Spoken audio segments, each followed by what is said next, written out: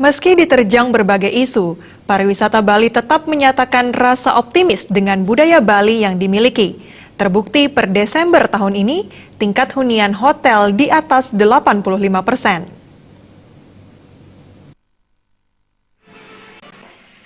Praktisi pariwisata Imadi Ramya Adnyano mengatakan dengan beragam isu yang terjadi seperti ancaman terorisme, pariwisata Bali tetap akan menjadi primadona.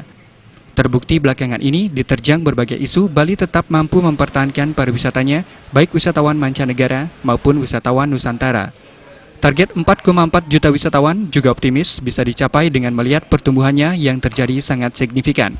Terbukti, wisatawan Cina terus meningkat jumlah kunjungannya.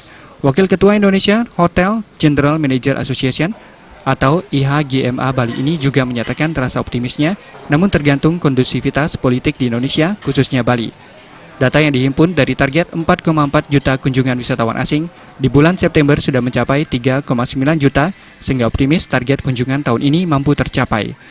Sementara itu, tingkat hunian hotel mencapai 85%, juga menjadi semangat baru bahwa pariwisata Bali tidak akan ditinggalkan.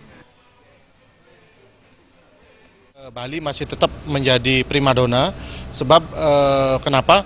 Karena Bali sudah terbukti beberapa kali kita diterjang isu, tapi kita tetap masih bisa bertahan dan bisa menunjukkan bahwa Bali is the best holiday destination untuk baik itu wisatawan mancanegara maupun wisatawan Nusantara.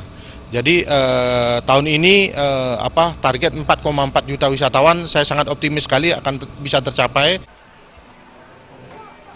Ramya Adnyano menambahkan terkait 10 destinasi pariwisata baru yang akan diciptakan pemerintah bukan menjadi rintangan pariwisata Bali, karena dengan budaya yang dimiliki, Bali akan tetap mendatangkan wisatawan yang berkualitas karena nilai budaya Bali pasti tetap dilirik wisatawan yang berkualitas.